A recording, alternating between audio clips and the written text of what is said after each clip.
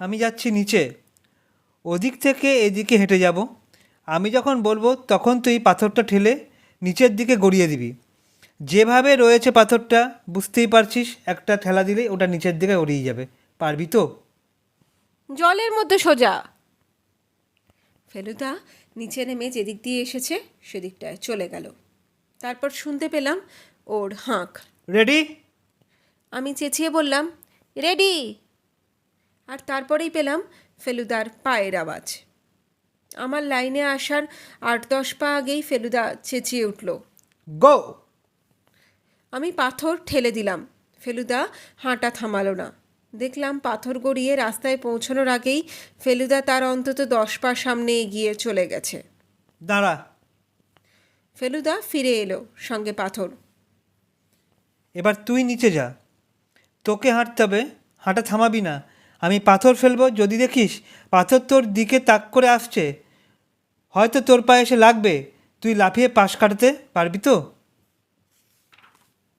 জলের মতো সহজ। এবার আমি হাঁটতে শুরু করলাম আরচোক পাহাড়ের দিকে।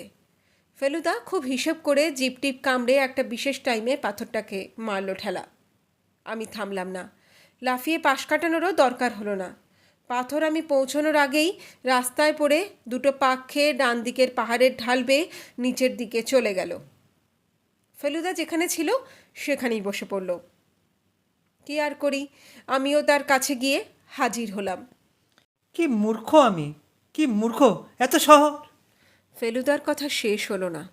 একটা শব্দ আমার কানে আসতেই এক ঝলক ওপরে তাকিয়ে এক হ্যাঁচকা টানে আমি ফেলুদাকে তার জায়গা থেকে প্রায় ৩ হাত পাশে সরিয়ে আনলাম।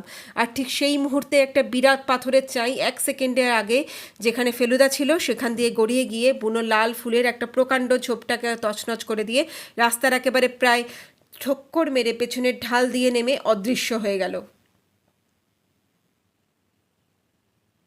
ফেলুদা বলল, জায়গাটা সত্যি নিরাপদ নয়। বলে আমার হাত ধরে টেনে একেবারে রাস্তায়। তারপর দুজনে আর টু শব্দটি না করে পা চালিয়ে এক নিঃশ্বাসে একেবারে মাথায় পৌঁছে গেলাম। একটা মিলিটারি লরি আমাদের পাশ কাটিয়ে নাথুলার দিকে চলে গেল। ফেলুদা খালি একবার মৃদু স্বরে বলল, থ্যাঙ্কস তোপসে। তার দিকে চেয়ে দেখি সে গম্ভীর হয়ে গেছে।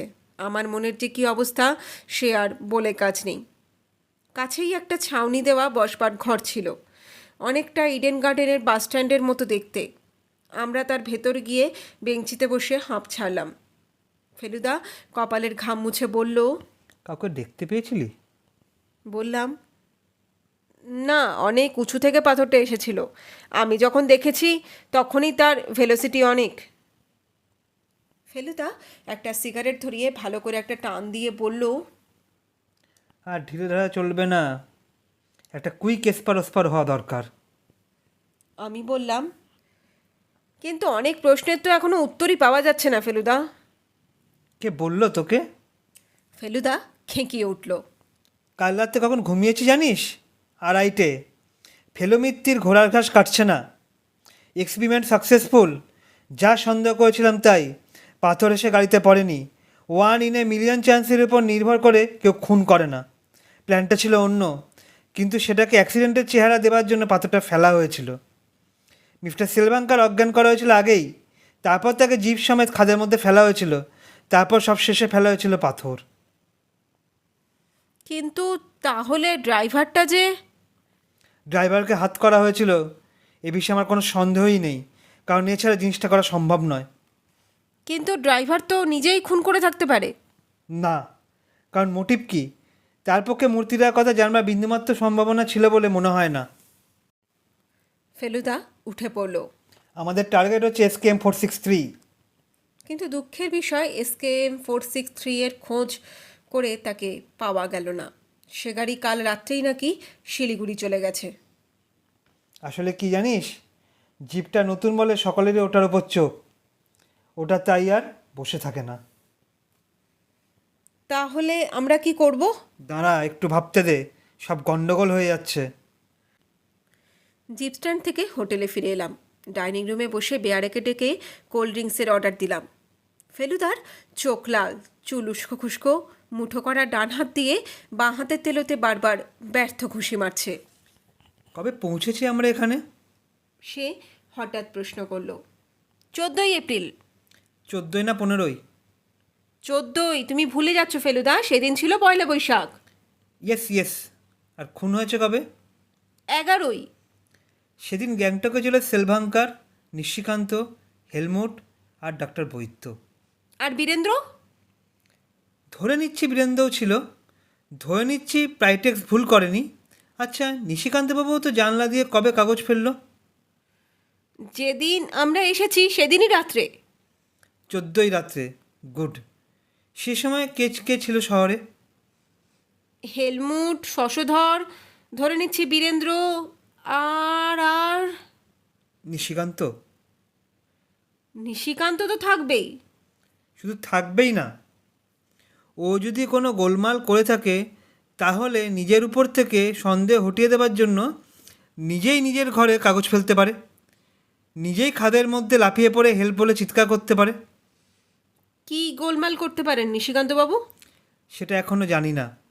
খুন করার সাহস ওর আছে বলে মনে হয় না। লোকটা নিহাতি ভীতু, আর সেটা অভিনয় নয়। তাহলে আর কেউ বাকি রইল কি? ডাক্তার বৈদ্য। ডাক্তার বৈদ্যকে বাদ দিবি না। তিনি কবে কালিম্পং গেছেন বা অ্যাটল গেছেন কি না সেটা তো আমরা জানি না। ডাকবাংলো থেকে যে অন্য জায়গায় গিয়ে ঘাপটি মেরে বসে থাকেননি তার গ্যারেন্টি কি?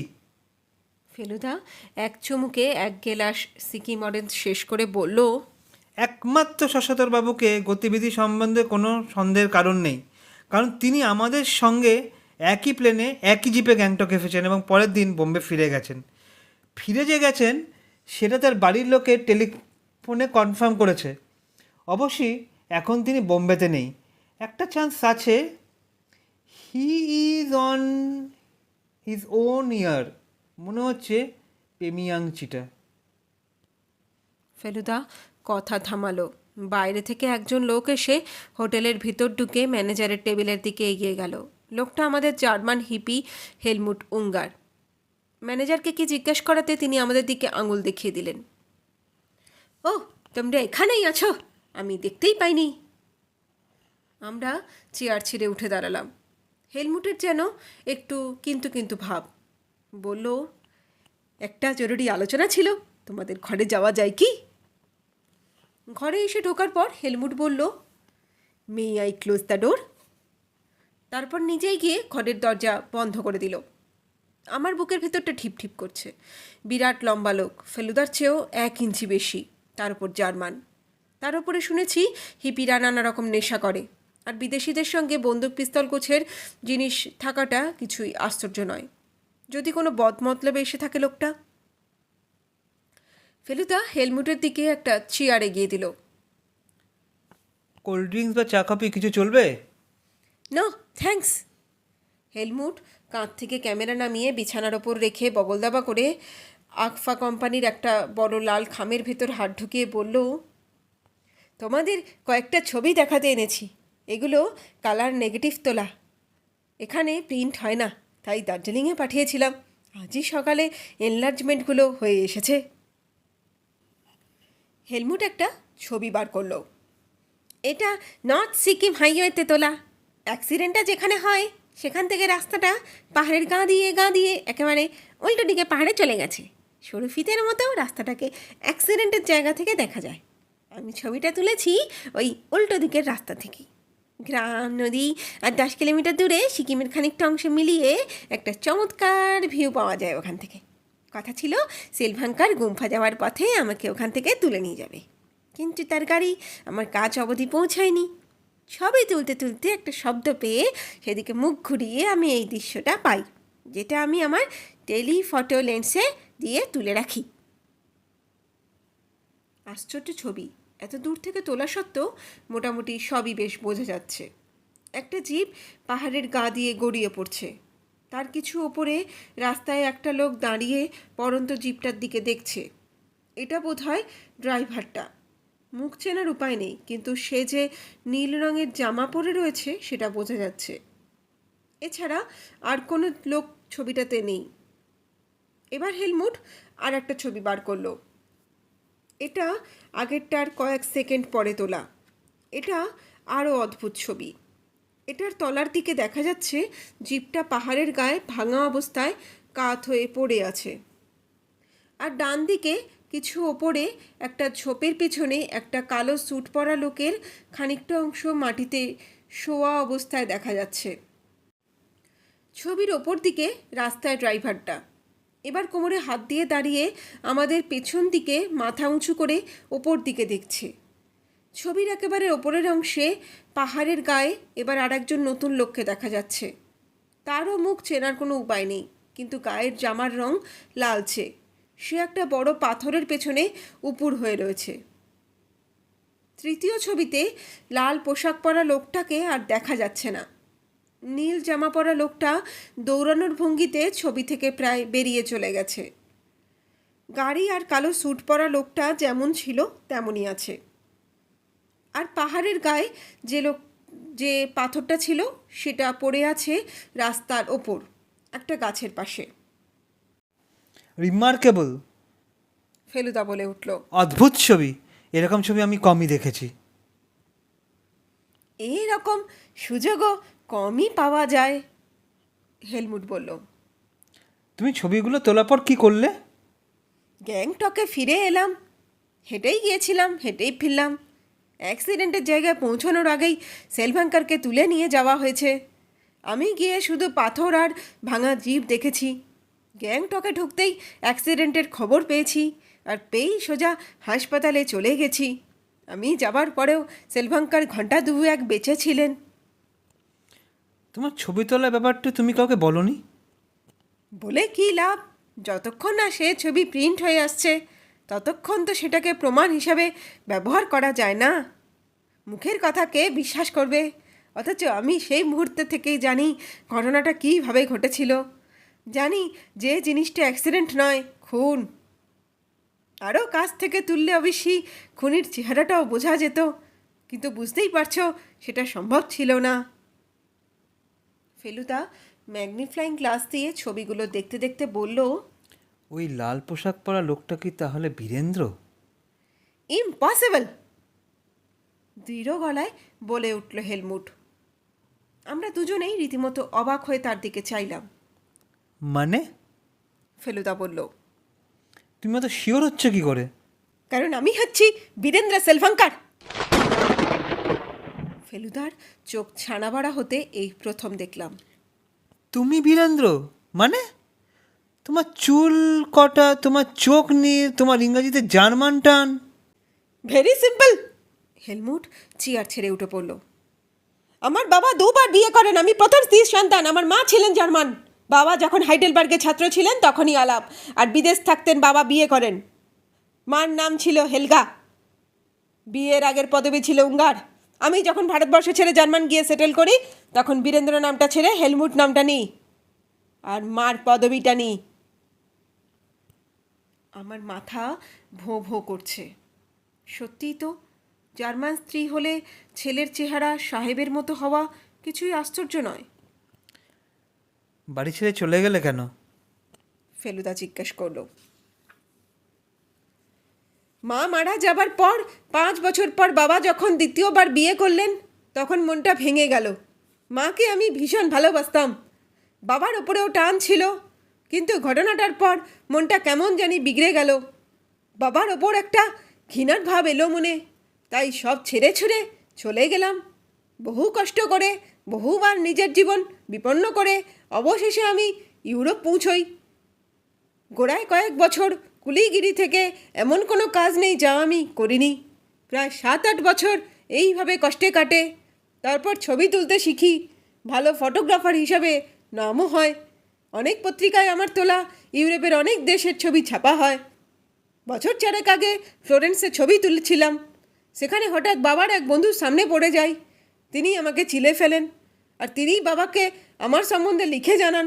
তারপর বাবা ডিটেকটিভ লাগান আমাকে খুঁজে বের করার জন্য। সেই থেকে দাড়ি রাখতে শুরু করি, আর আমার চোখের মনির রঙটাও বদলে ফেলি। Contact lens? ফেলুদা বলে উঠল। হেলমুট একটু হেসে তার 2 চোখের ভেতর আঙুল ঢুকিয়ে 2টো পাতলা লেন্স খুলে বার করে আমাদের দিকে তাকালো। অবাক হয়ে দেখলাম যে তার চোখ আমাদের মতো কালো হয়ে গেছে। পর মুহূর্তেই আবার লেন্স দুটো পরে নিয়ে হেলমুট বলে চলল, বছরখানেক আগে এক হিপির দলের সঙ্গে ভিড়ে ভারতবর্ষে আসি। দেশের ওপর থেকে আমার টান কোনো দিন যায়নি। আমার পেছনে তখনও লোক লেগেছিল। বাবা অনেক পয়সা খরচা করেছেন এই খোঁজার পেছনে। কাঠমান্ডুতে গিয়ে একটা মন্টেসারিতে ছিলাম। যখন দেখলাম সেখানেও পেছনে টিকটিকি ঘুরছে, তখন সিকিমে চলে এলাম। ফেলুদা বলল, তোমাকে ফিরে পেয়ে তোমার বাবা খুশি হননি? আমাকে চিনতে পারেননি। আমি আগের চেয়ে রোগা হয়ে গেছি অনেক। তার উপরে আমার লম্বা চুল, আমার গোঁফ নাড়ি, আমার চোখের রং নীল। এই সব কারণেই বোধহয় তিনি নিজের ছেলেকে চিনতেই পারলেন না। আমার কাছে বসে তিনি বীরেন্দ্র সম্বন্ধে আক্ষেপ প্রকাশ করলেন। ভারতবর্ষে ফিরে আসার আগেই বাবার ওপর থেকে আমার বিরূপ ভাবটা অনেকটা চলে গিয়েছিল। বয়সের সঙ্গে সঙ্গে মানুষ অনেক জিনিস মেনে নিতে শেখে, কিন্তু যখন দেখলাম তিনি আমাকে চিনলেন না, তখন আর নিজের পরিচয়টা দিলাম না। শেষ পর্যন্ত হয়তো দিতাম, কিন্তু তার আর সুযোগ হলো কই। খুনি কে এই সম্বন্ধে তোমার কোনো ধারণা আছে? ফ্র্যাঙ্কলি বলবো, নিশ্চয়ই। আমার মতে ডক্টর বৈদ্যকে কোনো মতেই পালাতে দেওয়া উচিত নয়। ফেলুদা সম্মতির ভঙ্গিতে মাথা নেড়ে প্রায় ফিসফিস করে বলল, আমি এ ব্যাপারে তোমার সাথে একমত। হেলমুট বলল, ও তো জানে না আমি বীরেন্দ্র, তাই ফস করে আমার সামনেই কালকেই ওই নামটা বলে দিল। আর সেই মুহূর্তে নামটা করলো, সেই মুহূর্তে থেকেই লোকটার সম্বন্ধে আমার ধারণা সম্পূর্ণ পাল্টে গেল। আমার মতে লোকটা 1 নম্বরের ভণ্ড শয়তান। ওই খুন করেছে এবং ওই মূর্তিটা নিয়েছে। ফেলুদা বলল, সেদিন সেলভাঙ্কার যখন গুম্ফাটা দেখতে চান, উনি কি একাই যান? সেটা বলতে পারি না। আমি তো অনেক সকালে বেরিয়ে পড়েছিলাম। অবশ্যই ডাক্তার বৈদ্য তাকে মাঝপথে থামিয়ে গাড়িতে উঠে থাকতে পারেন। সন্দেহবাতিকটা বাবার একেবারেই ছিল না। এমনিতে অত্যন্ত সরল প্রকৃতির মানুষ ছিলেন তিনি। ফেলুদা বিছানা ছেড়ে উঠে গম্ভীরভাবে কিছুক্ষণ পায়চারি করে বলল, আমাদের সঙ্গে পেমিয়াংচি যাবে? হেলমুট দৃঢ় স্বরে বলল, বাবাকে যে খুন করেছে তার হাতে হাতকড়া পরানোর জন্য আমি যে কোনো জায়গায় যেতে প্রস্তুত আছি। এখান থেকে কত দূর জানো জায়গাটা? 100 মাইলের কাছাকাছি বলে শুনেছি, হয়তো সামান্য বেশিও হতে পারে। তার মানে 6-7 ঘন্টার ধাক্কা। রাস্তা খারাপ না হলে আরও তাড়াতাড়ি পৌঁছানো যেতে পারে। আমার মতে আজই যত তাড়াতাড়ি সম্ভব বেরিয়ে পড়া উচিত। আমারও তাই মত। আমি একটা জিপের ব্যবস্থা দেখছি। জিনিসপত্র সঙ্গে বেশি না নেওয়াই ভালো। তুমি জিপ দেখো, আমি ডাক বাংলোর বুকিংটা সেরে রাখছি। বাই দ্য ওয়ে, হেলমুট ঘর থেকে বেরোতে গিয়ে থেমে ফেলুদার দিকে ঘুরে বলল, লোকটা যে পরিমাণে ডেঞ্জারাস বলে মনে হচ্ছে, ওর কাছে বন্দুক টন্দুক থাকা কিছুই আশ্চর্য নয়। এদিকে আমার কাছে তো ফ্ল্যাশ গান ছাড়া কিছুই নেই। তোমাদের কাছে? হেলমুটের কথা শেষ হওয়ার আগেই ফেলুদা তার সুটকেসের ভেতর হাত ঢুকিয়ে রিভলভারটা বার করে হেলমুটকে দেখিয়ে দিল। আর এই যে আমার কার্ড।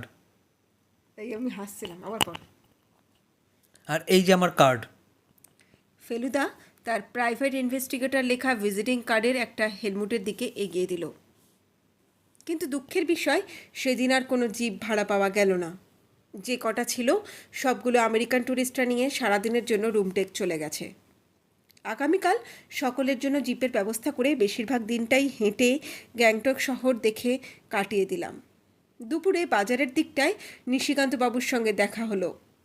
তাকে পেমিয়াংচির কথা বলতে তিনি অবশ্যই লাফিয়ে উঠলেন। সন্ধ্যের দিকে ভদ্রলোক একটা অদ্ভুত জিনিস এনে আমাদের দেখালেন। হাতখানেক লম্বা একটা লাঠি, তার ডগায় বাঁধা ছোট্ট একটা কাপড়ের থলি। কি জিনিস বলুন তো এটা? একগাল এসে জিজ্ঞাসা করলেন নিশিকান্তবাবু। জানেন না তো, এই থলের ভিতর আছে নুন আর তামাক পাতা। পায়ে যদি যোগ ধরে, এই থলি একটা খসতেই বাবাজি খসে পড়বেন। ফেলুদা জিজ্ঞাসা করলো, নাইলনের মোজা ভেদ করেও যোগ ঢোকে নাকি? কিছুই বিশ্বাস নেই মশাই। গেঞ্জি শার্ট আর ডাবল পুল হবার ভেদ করেও বুকে রক্ত খেতে দেখেছি চোখকে। আর মজা কি জানেন তো, ধরুন লাইন করে একদল লোক চলেছে জোকের জায়গা দিয়ে, এখন জোকের তো চোখ নেই, চোখ দেখতে পায় না, মাটির ভাইব্রেশন বুঝতে পারে কোনো প্রাণী আসছে। লাইনের মাথায় যে লোক থাকবে তাকে চোখ অ্যাটাক করবে না, কিন্তু তার ভাইব্রেশন তারা সজাগ হবে। দ্বিতীয় লোকের বেলা তারা মাথা উঁচিয়ে ধরবে, আর থার্ড যিনি রয়েছেন তার আর নিস্তার নেই, তাকে ধরবেই। ঠিক হলো, আমরা প্রত্যেকেই একটা করে যোগ ছড়ানো লাঠি সঙ্গে নিয়ে নেব। শুতে যাওয়ার আগে ফেলুদা বলল, 2 দিন বাদেই বুদ্ধ পূর্ণিমা, এখানে উৎসব হবে। সেই উৎসবে কি আমরা দেখতে পাবো? আমি ধরা গলায় জিজ্ঞেস করলাম। জানি না, তবে তার চেয়ে অনেক বড় পুণ্য কাজ হবে যদি আমরা সিলভাঙ্কারের হত্যাকারীকে কবজা করতে পারি। সারা রাত আকাশ পরিষ্কার ছিল, আর আমাদের জানলা দিয়ে ত্রয়োদশীর চাঁদের আলোয় কাঞ্চনজঙ্ঘা দেখা যাচ্ছিল।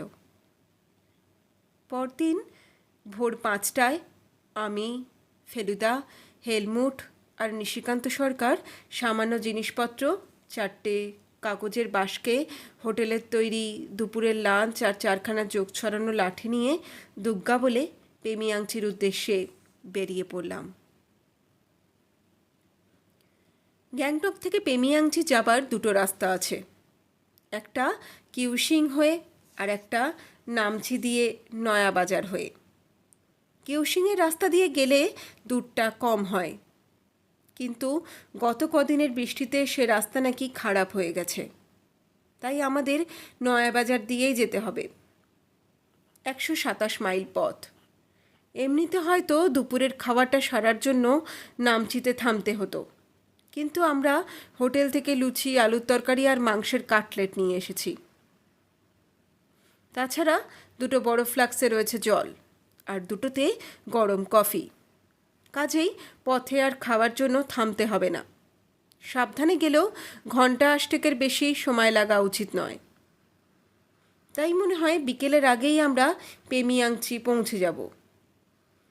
হেলমুট দেখলাম 1টার বেশি ক্যামেরা সঙ্গে নেয়নি, আর নিশিকান্তবাবু দেখি কোত্থেকে একজোড়া চামড়ার গোলস জুতো সঙ্গে নিয়েছেন। বললেন, ভেবে দেখলাম যোগ যদি পায়ের পেছন দিকে ধরে তাহলে তো আর দেখতে পাবো না। নুনের থলি কোন কাজটা দেবে মশাই, তার চেয়ে এই গামবুটটাই ভালো, 100% সেফ সাইড। যদি গাছ থেকে মাথায় পড়ে যোগ? ফেলুদা জিজ্ঞাসা করলো। নিশিকান্তবাবু মাথা নাড়লেন। মানে ম্যাক্সিমাম যোগির টাইম এটা নয়, সে আরও পরে, জুলাই আগস্টে। এখন বাবাজিরা সব মাটিতেই থাকেন। নিশিকান্তবাবুকে বলা হয়নি যে আমরা খুনির সন্ধানে চলেছি। উনি জানেন আমরা ফুর্তি করতে যাচ্ছি, তাই দিব্যি নিশ্চিন্তে আছেন। ওখানে গোলাগুলি চললে যে ওর কী দশা হবে তা জানি না। 6:15 সময় আমরা সিংথাম পৌঁছে গেলাম। এই জায়গাটা গ্যাংটক আসার সময়ও পড়েছিল। বাজারের মধ্যে দিয়ে রাস্তা গেছে, বেশ গিজগিজে ছোট শহর, তিস্তার পাশেই। আমরা বাঁ দিকে ঘুরে তিস্তার ওপর দিয়ে একটা ব্রিজ পেরিয়ে উল্টো দিকের পাহাড়ে উঠলাম। এখান থেকে শুরু করে বাকি রাস্তাটা হবে আমাদের কাছে নতুন। আমাদের জিপটা নতুন না হলেও খুব বেশি পুরনো নয়। স্পিডোমিটার, মাইলোমিটার দুটোই এখনও কাজ করছে। সিটের চামড়া টামড়াও বিশেষ ছেড়েনি। ড্রাইভারের চেহারাটা দেখবার মতো। লোকটা বোধহয় নেপালি নয়, কারণ নেপালিরা সাধারণত বেটে হয়, এই রীতিমতো লম্বা। কালো প্যান্ট, কালো চামড়ার জার্কিন আর কালো শার্ট পরেছে। শার্টের বোতাম গলা অবধি লাগানো। মাথায় একটা ক্যাপ পরেছে, যেটার রঙও প্রায় কালোই। আমেরিকান গ্যাংস্টার ছবিতে মাঝে মাঝে এইরকম চেহারার লোক দেখা যায়। ফেলুদাও নাম জিজ্ঞেস করতে বলল, থান্ডুপ। নিশিকান্তবাবু বিজ্ঞের মতো বললেন, তিব্বতী নাম। ব্রিজ পেরিয়ে পাহাড়ের গা দিয়ে উঠতে উঠতে বুঝলাম এদিকের দৃশ্য একেবারে অন্যরকম। গাছপালা অনেক কম, আর মাটিটা লালচে আর শুকনো। হঠাৎ দেখলে মনে হয় যেন বিহারের কোনো পাহাড়ে জায়গা দিয়ে চলেছি। এক এক জায়গায় রাস্তা খুবই খারাপ, আর তার মানেই সেখানেই রাস্তা সারানোর কাজ হচ্ছে। নেপালি ছেলে মেয়ের দল হয় পাথর সরাচ্ছে, না হয় পাথর ভাঙছে, না হয় মাটি ফেলছে। এই দুদিনে নেপালি মেয়েদের দেখে কি করে চিনতে হয় সেটা ফেলুদার কাছে শিখে নিয়েছি। এদের কানে মাকড়ি, নাকে নথ আর গলায় মোটা হাঁসুলি। সিকিমের মেয়েরা প্রায় গয়না পরে না বললেই চলে, অবশ্যই পোশাকও তফাৎ আছে। গ্যাংটক থেকে নামচি হলো 64 মাইল। আমি মাইল পোস্টের দিকে চোখ রাখছিলাম। 22 মাইল পেরোনোর কিছু পরেই কানে একটা শব্দ এলো। পেছন থেকে একটা জিপ বারবার হর্ন দিচ্ছে।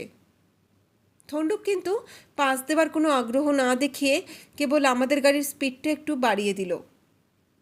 ফেলুদা বলল, ও গাড়ির এত তাড়া কিসের?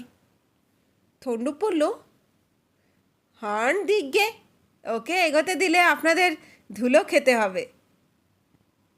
সেদিনের মতোই ফেলুদা আর আমি সামনে বসেছিলাম, আর পেছনে হেলমুট আর নিশিকান্ত। আমরা স্পিড বাড়ানো সত্ত্বেও পেছনের জিপটা বারবার এগিয়ে আসছে আর হর্ন দিচ্ছে। এমন সময় নিশিকান্তবাবু চেঁচিয়ে উঠলেন, আরে এ যে সেই ভদ্রলোক! কোন ভদ্রলোক? বলে ফেলুদা পেছন ফিরল, আর সেই সঙ্গে আমিও। ও মা, এ যে শশধরবাবু! আমাদের পেছনে ফিরতে দেখে আবার গ্যাঁ গ্যাঁ করে হর্ন, আর শশধরবাবুর মরিয়া হয়ে হাত নাড়া। ফেলুদা বলল, যারা রোগ দিয়ে যে ঠুন্ডুপজি, পিছনে চেনা লোক। আমাদের গাড়ি থামার সঙ্গে সঙ্গেই পেছনেরটাও থামল, আর শশধরবাবু নেমে আমাদের দিকে দৌড়ে এলেন। আপনারা তো আচ্ছা লোক মশাই, সিং থামে এসে চেঁচেলুম আর শুনতেই পেলেন না। ফেলুদা অপ্রস্তুত বলল, আরে আপনি আসছেন জানলে কি আর আপনাকে ছেড়ে আসি? তা আপনি যেরকম টেলিগ্রাম করলেন তাতে কি আর ওখানে বসে থাকা যায়? আমি সেই তখন থেকে ফলো করছি আপনাদের। পেছনে থাকলে যেরকম ধুলো খেতে হয় সেটা শশধরবাবুর চেহারা দেখেই বুঝতে পারছিলাম। আর কিছুক্ষণ এইভাবে চললে ভদ্রলোক একেবারে ভস্মমাখা সাধু বাবা হয়ে যেতেন। কিন্তু ব্যাপার কি? এই বললেন সন্দেহজনক ব্যাপার, আর সে সব ছেড়ে ছুড়ে এখন এদিকে কোথায় চলেছেন? ফেলুদা এই কথার কোনো জবাব না দিয়ে বলল, আপনার সঙ্গে কি মালপত্র অনেক? মোটেই না, কেবল একটা সুটকেস। তাহলে এক কাজ করা যাক, আপনার গাড়িটা সঙ্গে সঙ্গে চলুক, ওতে বরং আমাদের মালগুলো চাপিয়ে দিই। আপনি আমাদের এটার পেছনে বসে আসতে পারবেন তো?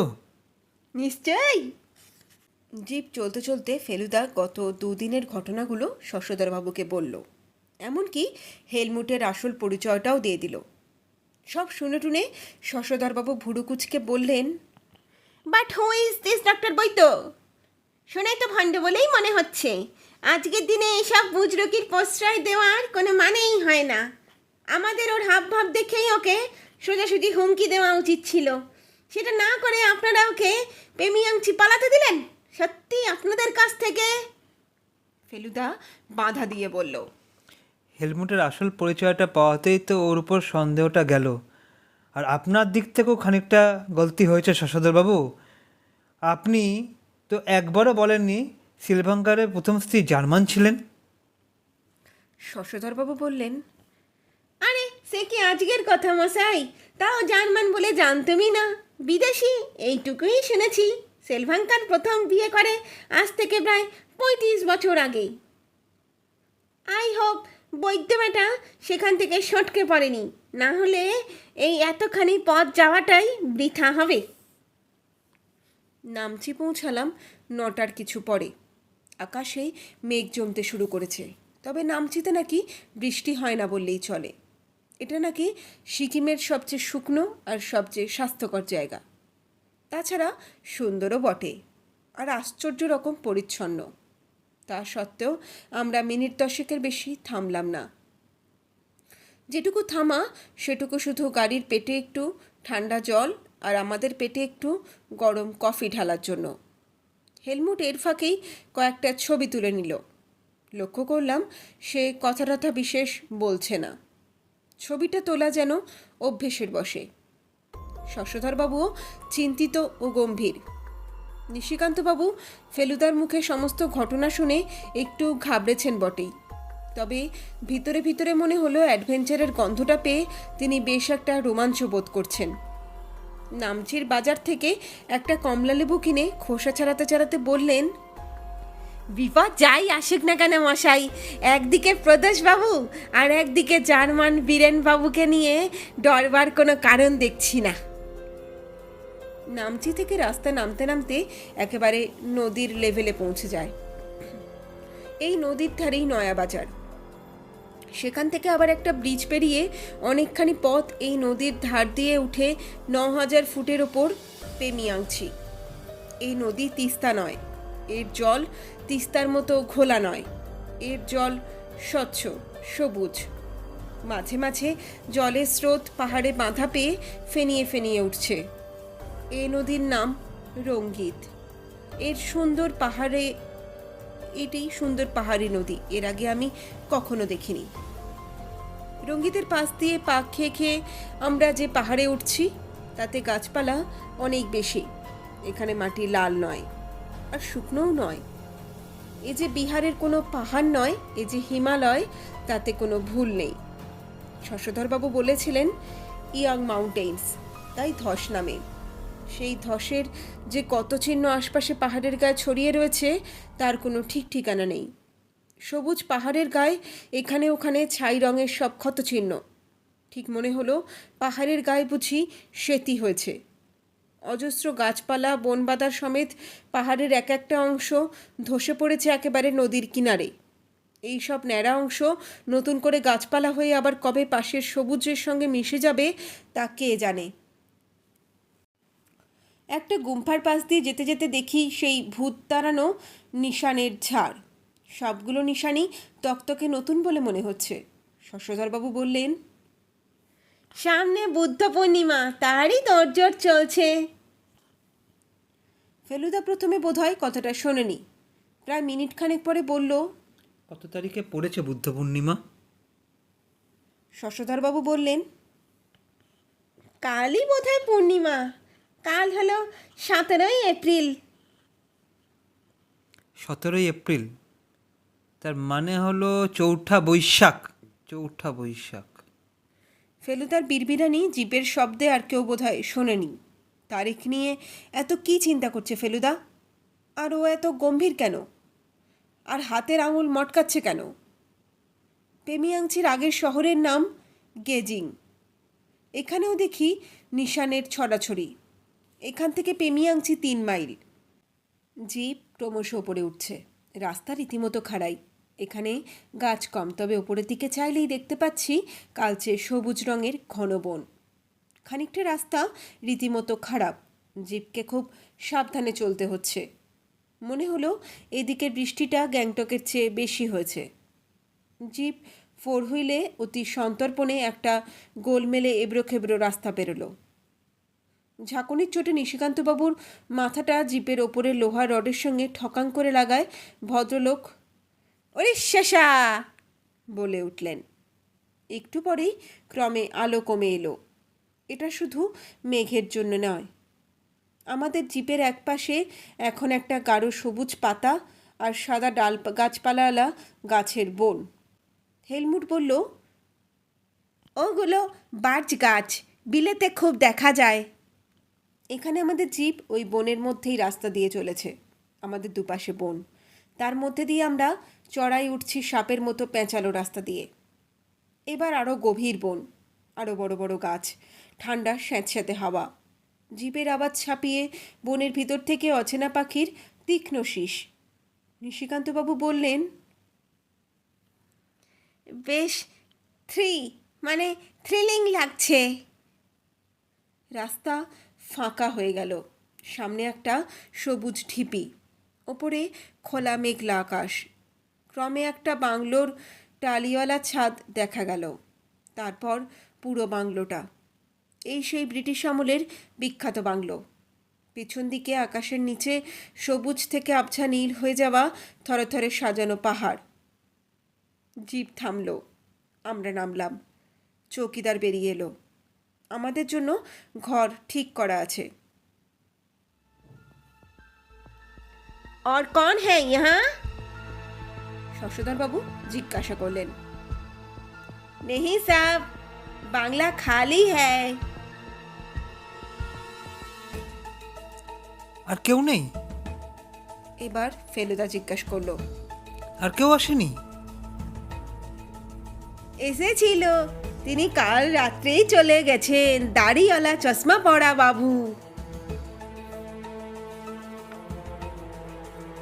চৌকিদারের কথা শুনে হেলমুটই সবচেয়ে বেশি হতাশ হয়েছে বলে মনে হলো। সে কাঁধ থেকে ক্যামেরা নামিয়ে ঘাসের ওপর বসে পড়ল। শশধরবাবু বললেন, যা বুঝছি ইমিডিয়েটলি কিছু করার দরকার। 1টা বাজে, অন্তত ডান হাতের ব্যাপারটা সেরে নেওয়া যাক। আমরা মালপত্র সমেত বাংলোর ভেতরে গিয়ে ঢুকলাম। দেখেই বোঝা যায় আদ্যিকালের বাংলো। কাঠের ছাদ, কাঠের মেঝে, সামনের দিকে কাঠের রেলিংওয়ালা বারান্দা, তাতে পুরনো ধরনের বেতের টেবিল চেয়ার পাতা। বারান্দা থেকে সামনের দৃশ্য অদ্ভুত সুন্দর। এখন মেঘ করে আছে, তা না হলে নাকি 22 মাইলের মধ্যে কাঞ্চনজঙ্ঘা দেখা যায়। এক পাখির ডাক ছাড়া চারিদিকে কোনো আওয়াজ নেই, সব নিঝুম, নিস্তব্ধ। বারান্দা দিয়ে ঢুকে সামনের ঘরটা হলো ডাইনিং রুম। টেবিলের চারিদিকে চেয়ার পাতা রয়েছে, এক পাশে আবার 2টো আরাম কেদারা। শশধরবাবু তার একটায় বসে পড়ে ফেলুদাকে উদ্দেশ্য করে বললেন, আপনি ডিটেকটিভ হলেও আপনার অনুমান ঠিক কিনা সে বিষয়ে সন্দেহ হচ্ছিল, কিন্তু বৈদ্য লোকটা এভাবে পালানোতে এখন আমি কনভিন্সড। এসএস তার এমন একটা দামি জিনিস যাকে তাকে দেখিয়ে খুব ভুল করেছে। হেলমুট বারান্দাতেই রয়ে গেল।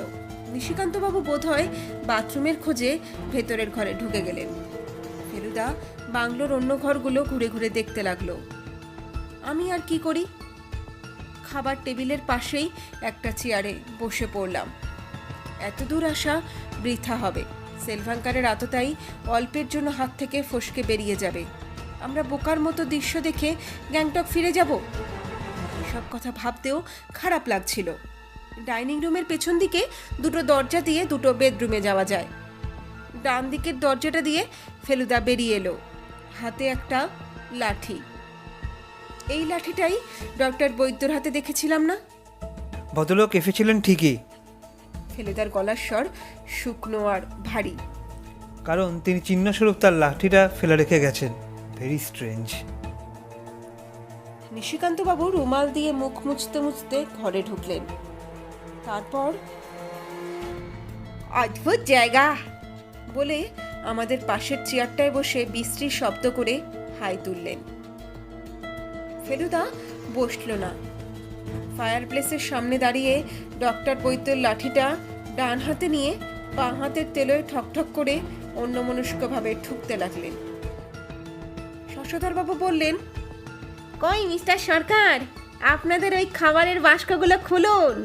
মিথ্যে খিদে বাড়িয়ে লাভটা কি? খাওয়া পরে হবে। কথাটা বলল ফেলুদা, আর যেভাবে বলল তাতে আমার হাত পা ঠান্ডা হয়ে গেল। নিশিকান্তবাবু উঠতে গিয়ে থতমত খেয়ে থপ করে আবার চেয়ারে বসে পড়লেন। শশধরবাবু অবাক হয়ে ফেলুদার দিকে চাইলেন, কিন্তু ফেলুদা আবার যেই কে সেই। সে চেয়ারে বসলো, লাঠিটা টেবিলের ওপর শুইয়ে রেখে পকেট থেকে একটা চারমিনার বার করে ধরিয়ে 2টো টান দিয়ে বলল, ঘাটশিলায় আমার এক পুরনো বন্ধু রয়েছে। আপনি এখানে আসার আগে তো ঘাটশিলায় গিয়েছিলেন, তাই না শশধরবাবু? শশধরবাবু জবাব দিতে দেরি হলো না। হ্যাঁ, ভাগ্নের বিয়ে ছিল। আপনি তো হিন্দু। হঠাৎ এই প্রশ্ন কেন করলো ফেলুদা? তার মানে? শশধরবাবু ভুরু কুচকে তাকালো ফেলুদার দিকে। নাকি বৌদ্ধ, না খ্রিস্টান, না ব্রহ্ম, না মুসলমান? What do you mean? বলুন না। হিন্দু ন্যাচারালি। হুম। ফেলুদা গম্ভীরভাবে সিগারেটে টান দিয়ে 2টো রিং ছাড়লো। তার একটা বড় হতে হতে শশধরবাবুর মুখের কাছে গিয়ে মিলিয়ে গেল। কিন্তু ফেলুদার চোখে ভ্রুকুটি, দৃষ্টি সোজা শশধরবাবুর দিকে। আপনি আর আমরা তো একই দিনে একই সঙ্গে প্লেনে এলাম। আপনি তখন সবে ঘাটশিলা থেকে বিয়ে সেরে ফিরছেন, তাই না? এতে আপনি গোলমালটা কোথায় দেখছেন মিস্টার মিত্তির? আপনার কথার কোনো মাথা মুন্ডু আমি খুঁজে পাচ্ছি না। ঘাটশিলার বিয়ের সঙ্গে আজকের ঘটনার কি সম্পর্ক? সম্পর্ক এই যে চৈত্র মাসে তো হিন্দুদের বিয়ে হয় না শশধরবাবু। ওটা যে নিষিদ্ধ মাস, ও মাসে কোনো লগ্ন নেই, শাস্ত্রের বারণ। আপনি সেই চৈত্র মাসেই আপনার ভাগ্নের বিয়ে দিয়ে দিলেন। শশধরবাবু সিগারেট ধরাতে গিয়ে থেমে গেলেন, কিংবা পারলেন না। তার হাত দুটো কাঁপছে। আপনি কি ইমপ্লাই করছেন, কি বলতে চাইছেন আপনি? ফেলুদা নিরুদ্বেগ। সে চেয়ে রয়েছে সোজা শশধরবাবুর দিকে। তার চোখের পাতা পড়ছে না। প্রায় পুরো 1 মিনিট এইভাবে তাকিয়ে থেকে সে বলল, ইমপ্লাই করছি অনেক কিছু। 1 নম্বর, আপনি মিথ্যাবাদী। আপনি ঘাটশিলা যাননি। 2 নম্বর, আপনি বিশ্বাসঘাতক। মানে? শশধরবাবু চেঁচিয়ে উঠলেন। আমরা জানি সেলভাঙ্কার কোনো একটা কারণে ভীষণ মুফড়ে পড়েছিলেন। সে কথা তিনি বীরেন্দ্রকে বলেছিলেন, যদিও কারণ বলেননি। অনেক সময় খুব কাছের কোনো লোকের দ্বারা প্রতারিত হলে এই জিনিসটা হয়। আমার বিশ্বাস সে লোক হলেন আপনি। আপনি ছিলেন তার পার্টনার, তাই তিনি ছিলেন সরল বিশ্বাসী মানুষ। তার সন্দেহবাদিকটা ছিল না একেবারেই। সুতরাং তাকে ঠকাবার অনেক সুযোগ ছিল, আপনি সে সুযোগ নিয়েছিলেন। কিন্তু তিনি সে ব্যাপারটা জেনে ফেলেছিলেন এবং জানতে পেরে তার মন ভেঙে গিয়েছিল। তার জানার ব্যাপারটা আপনি জানতে পারেন, আর জানার পর থেকেই তাকে সরাবার পথ খুঁজছিলেন। বোম্বেতে সেটা সুবিধা হয়নি, তিনি সিকিমে এলেন। আপনার আসার কথা ছিল না, আপনিও এলেন। হয়তো তিনি আসার পরের দিনই। আপনি মানে নট শশধর বোস, বাট ডাক্তার বৈদ্য, অর্থাৎ ছদ্মবেশী শশধর বোস। বৈদ্য সেলভাঙ্কারকে সঙ্গে আলাপ করলো গণৎকার সেজে। তার বিষয়ে জানা কথাগুলোই তাকে বলল, তাকে ইমপ্রেস করলো। দুজনে একসঙ্গে গুম্ফায় গেলেন বীরেন্দ্রর খোঁজ করতে। আপনি নিশ্চয়ই গাড়ির ব্যবস্থা করেছিলেন। পথে পেছন দিক থেকে মাথার লাঠির বাড়ি মেরে তাকে অজ্ঞান করলেন। ড্রাইভারকে আগেই হাত করেছিলেন, পয়সায় কি না হয়। তারপর গাড়ি ফেলা, তারপর পাথর ফেলা আপনার ওই লাঠির সাহায্যে। তখনও সেলভাঙ্কার মরেননি। হয়তো তিনি শেষ মুহূর্তে আপনাকে চিনে ফেলেছিলেন এবং সেই কারণেই মরবার আগে আপনার নাম করেন। ননসেন্স! শশধরবাবু চিৎকার করে উঠলেন। কি আবল তাবল বকছেন আপনি? কি প্রমাণ আছে যে আমি ডক্টর বৈদ্য? ফেলুদা এবার একটা অদ্ভুত প্রশ্ন করে বসলো। আপনার আংটিটা কোথায় গেল শশধরবাবু? শশধরবাবু কিরকম ভেবাচাকা খেয়ে গেলেন। আপনার মা লেখা সোনার আংটিটি, আঙুলে দাগ রয়েছে অথচ আংটি নেই কেন?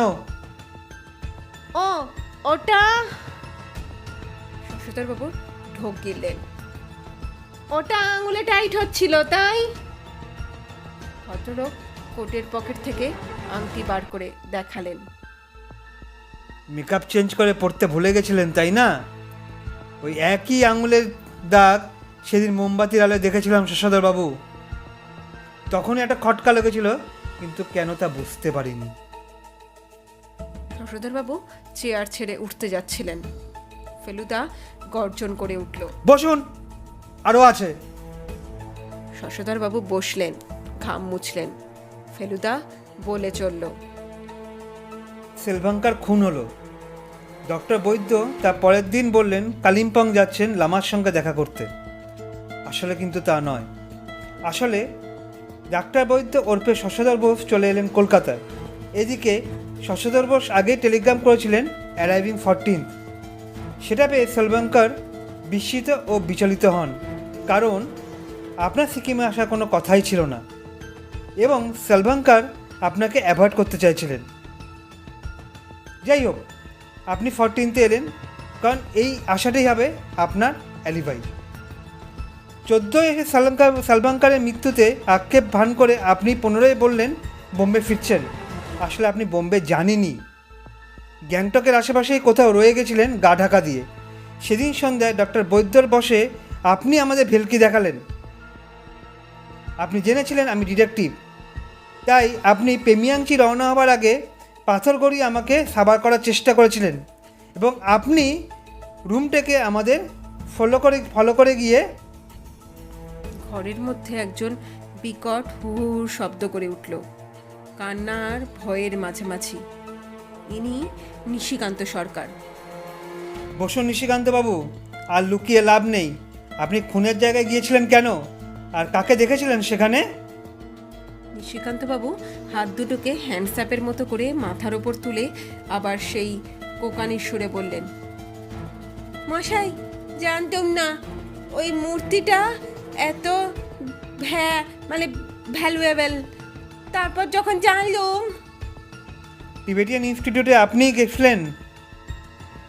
হ্যাঁ স্যার, আমি চাইতেই অন দি স্পট 1000 টাকা দিয়ে দিলেন, তাই সন্দেহ হলো, তাই গেলাম। তা বলে কিনা ইউনিক জিনিস, তাই ভাবলেন মরা লোকের পকেট মারতে ক্ষতি কি, বিশেষ করে এককালে সে জিনিসটা যখন আপনারই ছিল। সেই সেই আর কি। কিন্তু আপনি সেদিন খুনের জায়গায় কাউকে দেখেননি? না স্যার। আপনি না দেখলেও সে আপনাকে নিশ্চয়ই দেখেছিল এবং ভেবেছিল আপনি তাকে দেখে ফেলেছেন, নইলে আর আপনাকে শাসাবে কেন? তা হবে। মূর্তিটা কোথায়? মূর্তি? নিশিকান্তবাবু যেন আকাশ থেকে পড়লেন। ফেলুদাও অবাক। সে কি, আপনি তাহলে? হঠাৎ একটা হুড়মুড় শব্দ আর তার সঙ্গে একটা কেলেঙ্কারি। শশধরবাবু তার চেয়ার ছেড়ে উঠে একটা প্রচণ্ড লাফ দিয়ে দরজার মুখে দাঁড়ানো হেলমুটকে এক ধাক্কায় ধরাশয় করে বাংলো থেকে বেরিয়ে গেলেন। দরজা একটাই, আর তার সামনে হেলমুটের গড়িয়ে পড়া শরীর। তাই ফেলুদার বেরোতে 10 সেকেন্ডের বেশি মতো দেরি হয়ে গেল।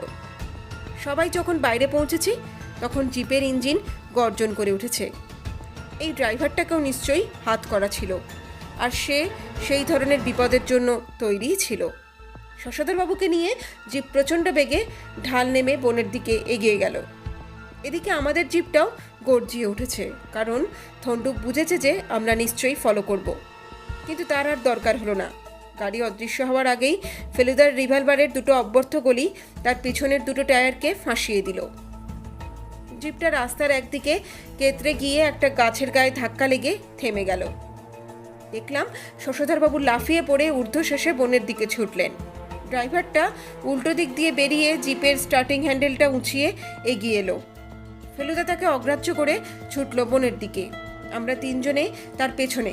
ড্রাইভারকে নিয়ে মাথা ঘামানোর কোনো প্রয়োজন নেই, কারণ আমাদের থন্ডুপো তার জিপের হ্যান্ডেলটা হাতে নিয়ে তার প্রতিদ্বন্দ্বীর দিকে এগিয়ে চলেছে। আমরা চারজন অন্ধকার বনের ভেতর ঢুকে চারিদিকে ছড়িয়ে পড়ে প্রায় 10 মিনিট খোঁজার পর হেলমুটের একটা হাঁক শুনে তার দিকে গিয়ে দেখি শশধরবাবু একটা প্রকাণ্ড বুড়ো গাছের পাশে দাঁড়িয়ে অদ্ভুত মুখ করে অদ্ভুতভাবে লাফাচ্ছেন আর ছটফট করছেন। আরও কাছে যেতে বুঝলাম যে তাকে জোকে ধরেছে। একটা নয়, অন্তত 200-300 লকলকে জোক তার দুই পায়ের হাঁটু অবধি আর কাঁধে, ঘাড়ে আর কনুইয়ের কাছটায় কিলবিল করছে। হেলমুট বলল, ভদ্রলোক বোধহয় এই আলগা শেকড়টায় হোঁচট খেয়ে মাটিতে পড়েছিলেন, তাতেই এই দশা। ফেলুদা শশধরবাবুর কোটের কলার ধরে টেনে হিঁচড়ে তাকে বনের থেকে বার করলো। তারপর আমাকে বলল, দৌড়ে গিয়ে যোগ ছাড়ানো কাঠিগুলো নিয়ে আয়। আমাদের খাওয়া হয়ে গেছে। আমরা ডাকবাংলোর বারান্দায় বসে আছি। হেলমুট বাইরে দাঁড়িয়ে অর্কিডের ছবি তুলছে। থন্ডুপ গেজিং থেকে পুলিশ নিয়ে এসেছে। মূর্তিটা শশধরবাবুর কাছেই পাওয়া গেছে। খুনের সময় মূর্তিটা নেবার কথা তার খেয়াল হয়নি। পরের দিন সেটার কথা মনে পড়ায় লোভ সামলাতে না পেরে খুনের জায়গায় ফিরে গিয়ে সেটা একটা ঝোপের পাশ থেকে খুঁজে বার করেন। উনি যখন মূর্তি নিয়ে উঠে আসছেন তখন নিশিকান্তবাবু একই উদ্দেশ্যে নামছেন। নিশিকান্ত শশধরকে দেখেননি, কিন্তু শশধর নিশিকান্তকে দেখেছে, আর সেই থেকে তাকে শাসাতে শুরু করেছে। আরও একটা ব্যাপার, বোম্বেতে নাকি শশধরবাবুর একটা সাঁকড়েত ছিল। তার সঙ্গে গ্যাংটক থেকে শশধরবাবুর টেলিফোনে যোগাযোগ ছিল। সেই সাঁকড়েতি নাকি ফেলুদার টেলিফোন ধরে। এবং ফেলুদার টেলিগ্রামের খবরটা সেই নাকি গ্যাংটকে শশধরবাবুকে জানায়। ফেলুদা সঙ্গে পান এনেছিল।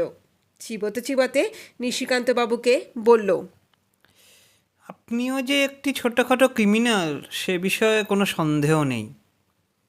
নেহাত আপনার ভাগ্য ভালো, তাই আপনি যমন্তকটা ফিরে পাননি। পেলে আপনার জন্য একটা শাস্তি ব্যবস্থা করা হতো। নিশিকান্তবাবু কাঁচুমাচু ভাব করে বললেন, পানিশমেন্ট তো হয়েছেই স্যার। তিনখানা জোঁক বেরিয়েছে আমার ডান পায়ের মোজার ভেতর থেকে। অনেক রক্ত খেয়েছে বেটারা, ফলে বেশ উইক বোধ করছি। যাই হোক, ঠাকুরদা সংগ্রহ করা কোনো তিব্বতী জিনিস আশা করি ভবিষ্যতে বিক্রি করবেন না। এই নিন আপনার বোতাম। এই প্রথম লক্ষ্য করলাম ভদ্রলোকের শার্টের গলার সবচেয়ে নিচের বোতামটা নেই। নিশিকান্তবাবু বোতামটা ফেরত নিয়ে তার চারকোনা গোফের নিচে সেই পুরনো হাসিটা হেসে বললেন, থ্যাঙ্কস। বন্ধুরা, গল্পটা তাহলে তোমাদের কেমন লাগলো? ভালো লাগলে পরে কিন্তু লাইক, কমেন্ট আর শেয়ারের মাধ্যমে সেটা অবশ্যই আমাকে জানিয়ে দিও। প্রথমবার আমার চ্যানেলে ভিজিট করে থাকলে পরে চ্যানেলটা সাবস্ক্রাইব করে দিতে কিন্তু একদম ভুলো না। প্রত্যেকবার তোমাদের জন্য আমার তরফ থেকে থাকে কিন্তু এই একটাই মাত্র রিকোয়েস্ট। ফেলুদার গ্যাংটকে গণ্ডগোল গল্পের শেষের সাথে আমিও আজকে তাহলে এখানেই বিদায় নিচ্ছি। তোমাদের সাথে দেখা হবে, কথা হবে আবার আগামী গল্পের মাধ্যমে। আজ তাহলে এখানেই বলছি টাটা। সবাই ভালো থেকো।